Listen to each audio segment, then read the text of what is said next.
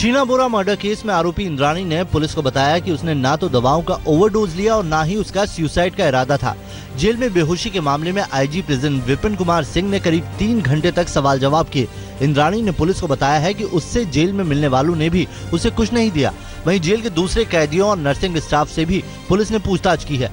Nursing staff के मुताबिक उनके सामने ही इंद्राणी खाती थी। बेहोशी के बाद इंद्राणी का इलाज करने वाले डॉक्टरों के बयान भी पुलिस ने दर्ज किए हैं। कल अस्पताल से छुट्टी मिलने के बाद उसे भायखला जेल ले जाया गया, जहां पूछताछ हुई। आज शीना बोरा केस के दूसरे आरोपियों से पूछताछ पर किला कोर्ट अपना फैसला सुनाएगा। जांच में जुटी सीबीआई ने आरोपियों से पूछताछ के लिए इजाजत मांगी है।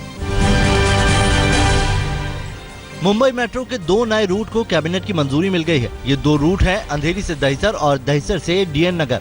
उम्मीद है कि 2019 तक दोनों रूट्स का काम पूरा कर लिया जाएगा।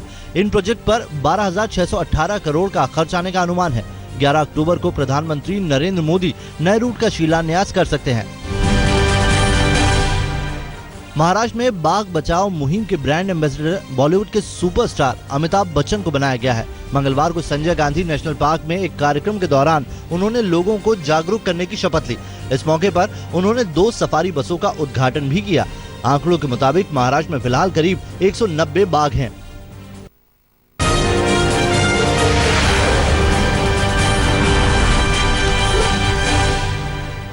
दिल्ली के विधायकों की सैलरी में 4 गुना तक की बढ़ोतरी हो सकती है। इस संबंध में दिल्ली सरकार ने एक्सपर्ट कमेटी बनाई थी। कमेटी ने अपनी रिपोर्ट विधानसभा अध्यक्ष को सौंप दी है। इसमें विधायकों की तनख्वाह 12,000 से बढ़ाकर 50,000 करने की सिफारिश की है। रिपोर्ट में दैनिक भत्तों को 1,000 से बढ़ाकर 2,000 करने, यात्रा भत्ते को 6 से बढ़ाकर 30,000 करने का प्रस्ताव किया गया है। वहीं निर्वाचन क्षेत्र भत्ता 18,000 से बढ़ाकर 50,000, संचार भत्ते को 8,000 से बढ़ाकर 10,000 करने की सिफारिश की गई है। दफ्तर और स्टाफ के लिए 30,000 से बढ़ाकर 70,000 करने का प्रस्ताव है। अब तक एक विधायक के हाथ में कुल मिलाकर 80,000 रुपए आते थे, लेकिन एक्सपर्ट कमेटी ने 2,10,000 रुपए की सिफारिश की है। दिल्ली का द्वारका कोर्ट गिरफ्तार सोमनाथ भारती की याचिका पर आज अपना फैसला सुनाएगा। वे फिलहाल न्यायिक हिरासत में हैं। पत्नी लिपिका मित्रा से घरेलू हिंसा मामले में सोमनाथ भारती ने जमानत के लिए सोमवार को अर्जी दी थी।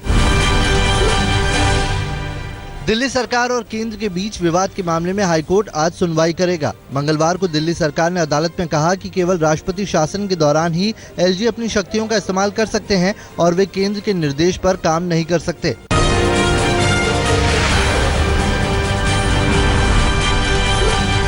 यूपी सरकार ने दादरी कांड की जांच रिपोर्ट केंद्रीय गृह मंत्रालय को सौंप दी है। रिपोर्ट में अखलाक के मर्डर की वजह का जिक्र नहीं है। रिपोर्ट के मुताबिक हत्या की जांच जारी है। उसमें गोहत्या का जिक्र तक नहीं किया गया है। हालांकि प्रतिबंधित पशु को मारने के शक में हत्या की बात जरूर कही गई है। 2 पेज की रिपोर्ट में नेताओं के दौरे का पूरा ब्यौरा भी केंद्र को सौंपा गया है। उसमें कानून व्यवस्था के लिहाज से उठाए गए कदमों की जानकारी भी दी गई है। अखलाक का एयरफोर्स में नौकरी करने वाला बेटा सरताज अपने पूरे परिवार को चेन्नई ले जा सकता है। फिलहाल तो वहीं पर वो तैनात है। वैसे सरताज अपना ट्रांसफर कराना चाहता है और उसी के आधार पर परिवार अपना फैसला करेगा। वहीं प्रशासन ने परिवार की सुरक्षा को लेकर गंभीरता जताई है। अखलाक के जख्मी बेटे दानिश की सेहत में अब धीरे धीरे सुधार हो रहा है। नोएडा के कैलाश अस्पताल में इसका इलाज कर रहे डॉक्टरों ने दानिश का ऑक्सीजन भी हटा दिया है। दादरी विसाहेड़ा गांव में ही जयप्रकाश नाम के युवक का शव उसके कमरे में मिला। शुरुआती जांच में पुलिस ने इसे सुसाइड का मामला बताया है। वैसे पोस्टमार्टम रिपोर्ट का इंतजार है। वहीं जयप्रकाश के घर वालों का आरोप है कि पुलिस के टॉर्चर से तंग आकर जयप्रकाश ने खुदकुशी कर ली। बीफ पर मचे बवाल के बीच केंद्र सरकार ने बीफ एक्सपोर्ट पर अहम फैसला किया है। कल हुई मीटिंग में तय हुआ कि निर्यात किए जाने वाले मीट की पहले जांच की जाएगी। इसके लिए देश भर में नई लैब स्थापित होगी। वर्तमान में देश में 1,696 स्लॉटर हाउस हैं, जिनमें से 49 को निर्यात की इजाजत है। सबसे ज्यादा स्लॉटर हाउस महाराष्ट्र में है। 5 अक्टूबर को वाराणसी में हुई हिंसा में पुलिस ने कांग्रेस विधायक अजय राय को गिरफ्तार किया है। उन पर भीड़ को हिंसा के लिए उकसाने का आरोप है। अजय राय पर आईपीसी की 9 और 2 अन्य धाराओं में केस दर्ज किया गया है। हिंसा को लेकर पुलिस ने कुल 105 लोगों के खिलाफ एफआईआर दर्ज की है और 50 से ज्यादा लोगों को गिरफ्तार किया है। गुजरात में वीएचपी ने विवादित फैसले किए हैं। उसके मुताबिक अगर कोई मुस्लिम युवक गरबा में शामिल होता है तो उसकी घर वापसी कराई जाएगी। वहीं फैसले के मुताबिक नवरात्र के दौरान रात 12 बजे बाद पुलिस ने गरबा बंद करने की कार्रवाई की तो वीएचपी मस्जिदों से लाउड स्पीकर उतारेगी। बस हमारी मांग ये है कि हमारा एक धार्मिक त्यौहार है, पवित्र त्यौहार है, इसी में किसी विधर्मी या मुसलमान को आने की परमिशन नहीं है। वहाँ क्यों आ रहे हैं? अगर इसको आना है तो हम मना नहीं करते, बन जाए हिंदू, हम तुरंत बनाएंगे हिंदू।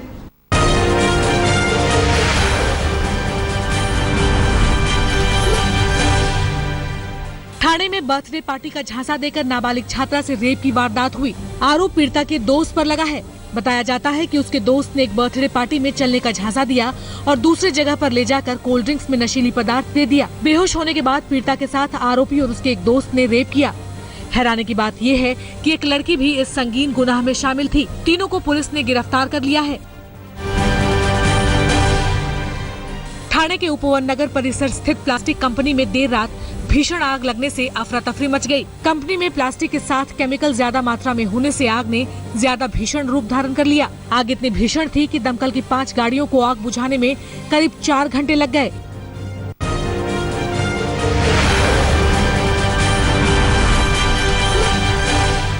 लुधियाना रेलवे स्टेशन पर खड़ी शहीद एक्सप्रेस के माल डिब्बे में अचानक आग लग गई। ट्रेन दिल्ली जा रही थी। आग की खबर से अफरा तफरी मच गई। बताया जाता है कि सामान लोड करते समय शॉर्ट सर्किट से आग लगी, जिससे काफी सामान जलकर बर्बाद हो गया। फायर ब्रिगेड की गाड़ियों ने आग पर काबू पाया। जयपुर में एक लग्जरी कार देखते ही देखते शोलों में तब्दील हो गई। बीती रात यह हादसा हुआ। कार में 2 लोग सवार थे, लेकिन आग लगते ही दोनों बाहर कूद गए। करीब आधे घंटे तक कार बीच सड़क पर जलती रही। इलाहाबाद के संगम इलाके में अचानक एक स्कॉर्पियो कार में आग लग गई और देखते ही देखते आग ने पूरी गाड़ी को अपनी चपेट में ले लिया। आग किन कारणों से लगी अब तक ये साफ नहीं हो पाया है। गनीमत रही कि उसमें बैठे लोग सुरक्षित बाहर निकल गए। इलाहाबाद के नैनी में एक मकान में जोरदार धमाके से अफरा तफरी मच गई। धमाका इतना जोरदार था कि 3 मंजिला मकान का पिछला हिस्सा भरभरा कर गिर गया। धमाके में 4 लोग जख्मी हो गए। पुलिस धमाके की वजह की जांच में जुटी है। शिरडी में नो पार्किंग जोन में एंट्री को लेकर जमकर हाथापाई हुई। एक स्कूल शिक्षक और ट्रैफिक पुलिस वाले आपस में भिड़ गए और घूंसे बरसते रहे।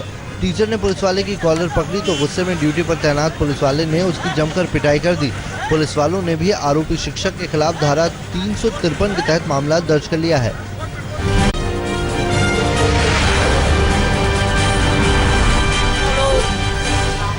आरजेडी सुप्रीमो लालू यादव ने खुद को नक्सली कहा है। गया में वे एक चुनावी सभा को संबोधित कर रहे थे और इस दौरान उन्होंने बीजेपी और आरएसएस पर भी निशाना साधा।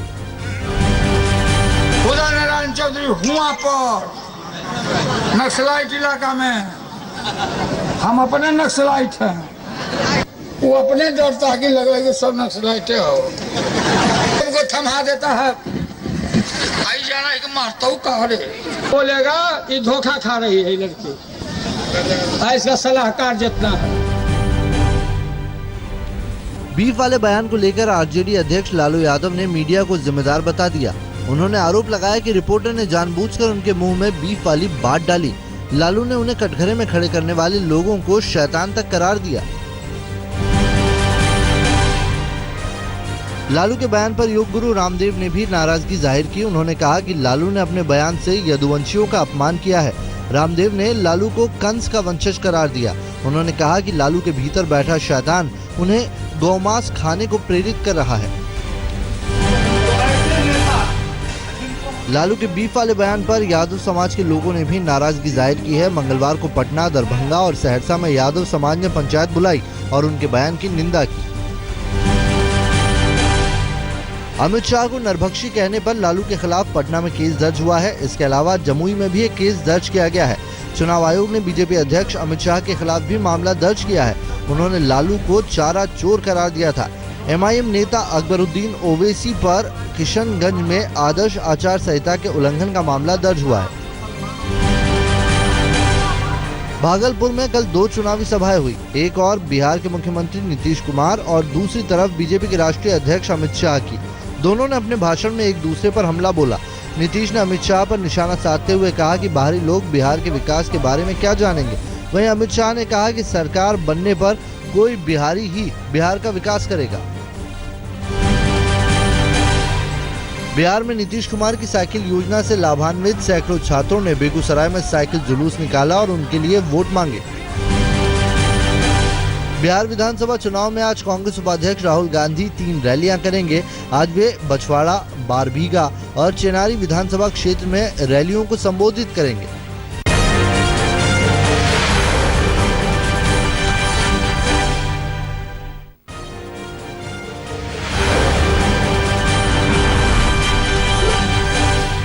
यूपी के सीतापुर में लखीमपुर खीरी के एसपी अखिलेश चौरसिया की गाड़ी ने बाइक सवार पिता पुत्र को टक्कर मार दी, जिससे दोनों की मौत हो गई। घटना के वक्त अनिल नाम का शख्स अपने 4 साल के बेटे के साथ बाइक से जा रहा था। एसपी की सरकारी गाड़ी को पुलिस ने अपने कब्जे में ले लिया है और ड्राइवर के खिलाफ केस दर्ज कर कार्रवाई शुरू कर दी है। राजस्थान की मुख्यमंत्री वसुंधरा राजे के गृह जिले धौलपुर में एक सरकारी अस्पताल के डॉक्टरों पर मारपीट का आरोप लगा है। मारपीट का एक वीडियो वायरल होने के बाद लोगों में गुस्सा है। आरोप है कि डॉक्टर हरिओम ने पेट दर्द का उपचार कराने आए मरीज को पहले गालियां दी, फिर अपने साथियों को बुलाकर उसकी पिटाई कर दी। मामले में अब तक आरोपी डॉक्टरों पर कार्रवाई नहीं हुई है। गुजरात एटीएस ने खुलासा किया है कि पारामिलिट्री फोर्स के जवान ड्रग्स के कैरियर बनते जा रहे हैं। ये खुलासा बड़े ड्रग्स माफिया की गिरफ्तारी के बाद हुआ है।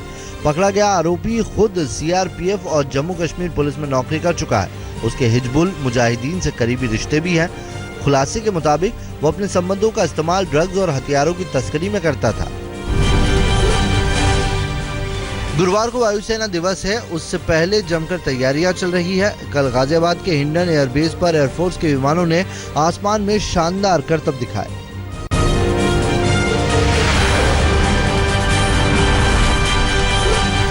बेंगलोर में 15 साल की एक लड़की ने शारीरिक शोषण के बाद खुदकुशी कर ली। स्कूल से लौटते वक्त पड़ोस के कुछ लड़कों ने वारदात को अंजाम दिया। घर वालों का आरोप है कि शिकायत के बाद भी पुलिस ने केस दर्ज करने से इनकार कर दिया। हालांकि वारदात में शामिल 2 आरोपियों को पुलिस ने गिरफ्तार कर लिया है। बेंगलोर में ही एक लड़की शनिवार रात गैंगरेप का शिकार हो गई। बीपीओ में काम करने वाली लड़की अपने ऑफिस से लौट रही थी, तभी टेम्पो ट्रेवलर पर सवार 2 युवकों ने लिफ्ट देने के बहाने उसे जबरन गाड़ी में खींच लिया और चाकू की नोक पर सुनसान इलाके में वारदात को अंजाम दिया। इस घटना ने बेंगलोर में लड़कियों की सुरक्षा पर सवालिया निशान लगा दिए हैं। कानपुर में एक लड़की ने सिपाही पर पुलिस चौकी में रेप करने का आरोप लगाया है। आरोप है कि लड़की अपने दोस्त के साथ जा रही थी, तब पुलिस वाले ने उसे पकड़ा, लड़के को मारपीट कर छोड़ दिया और फिर लड़की से बलात्कार किया। अभी तक आरोपी पुलिस वाले के खिलाफ कोई कार्रवाई नहीं हुई है। यूपी के फिरोजाबाद में एक नाबालिग लड़की गैंगरेप के लिए अपहरण करने वाले 3 आरोपियों से बची, लेकिन बचकर भागने के चक्कर में ट्रेन से कटकर उसकी मौत हो गई। वारदात 4 अक्टूबर की रात की है। पुलिस 3 आरोपियों की तलाश में जुट गई है। मुजफ्फरनगर में मानसिक तौर पर कमजोर नाबालिग लड़की से रेप की वारदात हुई। आरोप गांव के ही एक शख्स पर लगा है, जो घटना के बाद से फरार है। अभी तक आरोपी का कोई सुराग नहीं मिला है।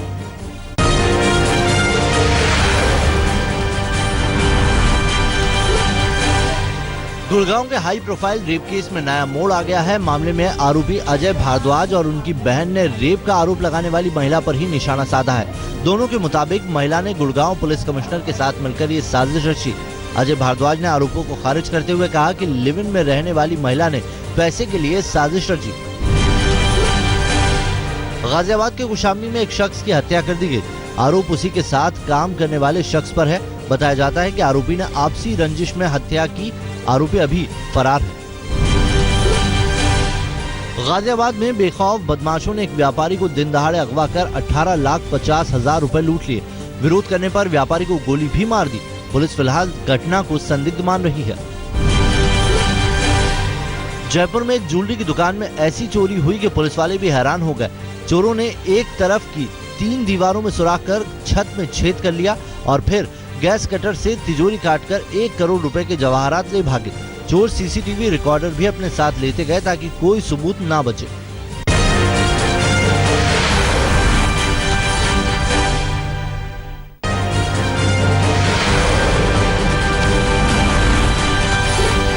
पूर्व क्रिकेटर नवजोत सिंह सिद्धू की तबीयत खराब होने की वजह से उन्हें दिल्ली के अपोलो अस्पताल में भर्ती कराना पड़ा।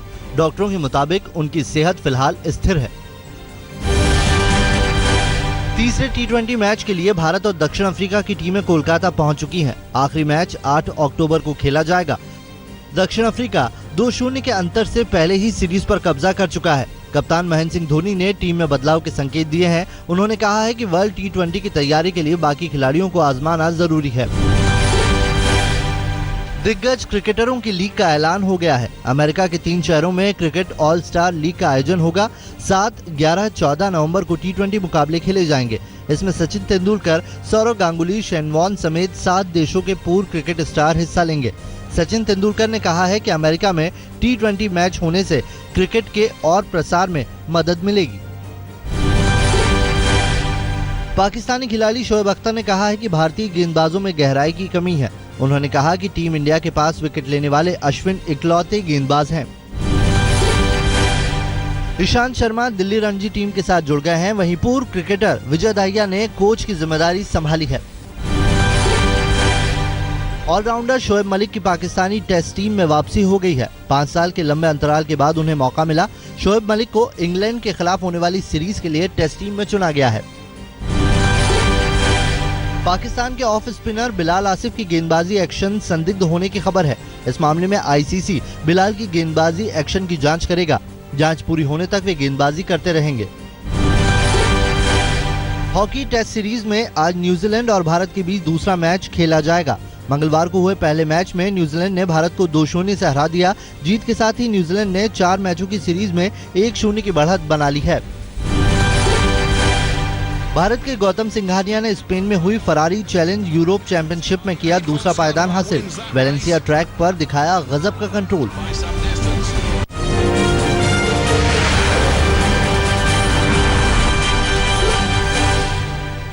भौतिकी के लिए नोबेल पुरस्कार का ऐलान कर दिया गया है। इस साल भौतिकी शास्त्र का नोबेल 2 वैज्ञानिकों तकाकी काजेता और आर्थर बी मैकडोनाल्ड को देने की घोषणा की गई है। नासा ने एक वीडियो जारी किया है जिसमें अंतरिक्ष यात्री पेगी व्हिटसन को तैयार होते दिखाया गया है। ट्रेनिंग सेशन की ये तस्वीरें टेक्सास के जॉनसन स्पेस सेंटर की है। अमेरिका के कैरोलिना में बारिश का तांडव जारी है। वहां मरने वालों का आंकड़ा 14 हो गया है। लगातार बारिश के बाढ़ जैसा मंजर है। इमरजेंसी मैनेजमेंट अधिकारियों के मुताबिक अब तक 450 से ज्यादा सड़कें और पुल बंद हैं।